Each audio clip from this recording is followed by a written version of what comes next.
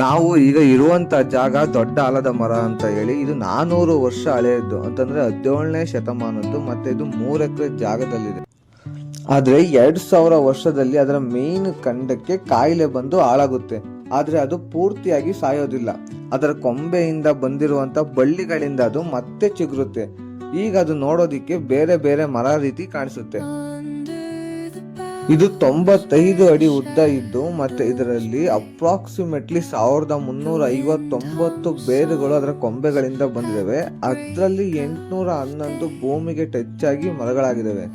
ಇನ್ನು ಮಿಕ್ಕಿರುವಂತ 548 ಬೇರುಗಳು ಸುಮ್ಮನೆ ಹಾಗೆ ಕೊಂಬೆಯಿಂದ ಬಂದಿರುತ್ತೆ. ಅಂತಂದ್ರೆ ಭೂಮಿಯಿಂದ 10 ರಿಂದ 15 ಅಡಿ ಮೇಲ್ಗಡೆ ಇದಾವೆ ಅವು.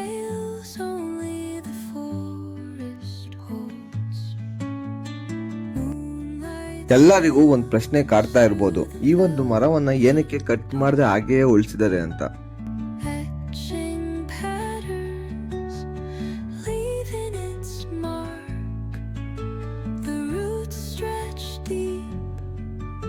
ಏನಕ್ಕೆ ಅಂದ್ರೆ ಈ ಒಂದು ಮರವನ್ನು ಕಾಪಾಡ್ಕೊಂಡು ಬಂದಿದ್ದು ಹಿಂದೂ ಜನಗಳು. ಮತ್ತೆ ಅವರ ನಂಬಿಕೆ ಏನು ಅಂತಂದ್ರೆ ಇದು ಶಿವ, ಬ್ರಹ್ಮ ಮತ್ತು ವಿಷ್ಣುವಿನ ಚಿಹ್ನೆ ಆಗಿದೆ ಅಂತ.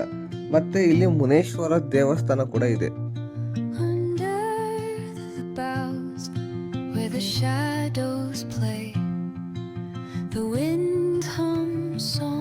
ಮತ್ತೆ ಈ ಒಂದು ಮರ ಇರೋದ್ರಿಂದ ಇಲ್ಲಿ ಎಷ್ಟೋ ಜೀವಿಗಳು ವಾಸಸ್ಥಳವಾಗಿದೆ.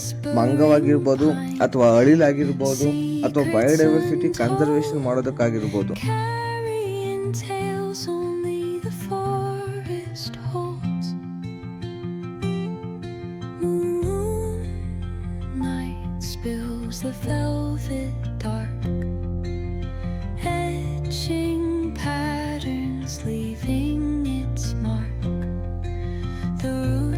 ಇದೊಂದೇನ ಹಳೆ ಮರ ಇರೋದು ಅಂತ ನೋಡೋದಾದ್ರೆ ಕರ್ನಾಟಕದಲ್ಲಿ ಇದು ಒಂದೇನೆ ಇರೋದು.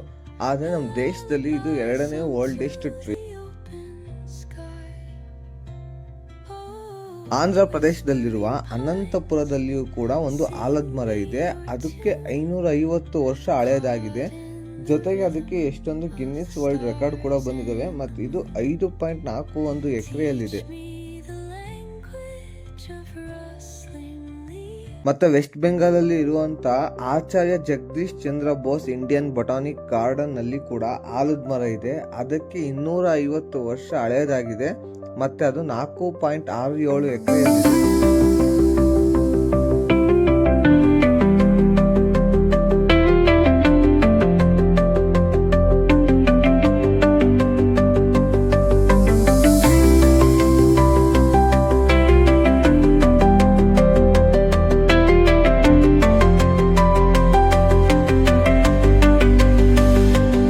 ಗವರ್ನಮೆಂಟ್ ಇದನ್ನ ಅವ್ರ ವಶಕ್ಕೆ ತೆಗೆದುಕೊಳ್ತಾರೆ. ಮತ್ತೆ ಮರಕ್ಕೆ ಇನ್ನಷ್ಟು ಬಲ ಬರಲಿ ಅಂತ ಹೇಳಿ ಎಕಾಲಜಿಸ್ಟ್ ಆದ AN ಯಲ್ಲಪ್ಪ ರೆಡ್ಡಿ ಮತ್ತೆ ಡಾಕ್ಟರ್ ಸಂಜಪ್ಪ ಮತ್ತೆ GKVKಯ ಡಾಕ್ಟರ್ KN ಗಣೇಶಯ್ಯ ಅಲ್ಲಿರುವ ಕಳೆನೆಲ್ಲ ತೆಗೆಸಿ 30 ಲೋಡ್ ಕೆಮ್ಮಣ್ಣನ್ನ ಆ ಮರಕ್ಕೆ ಹಾಕಿಸ್ತಾರೆ.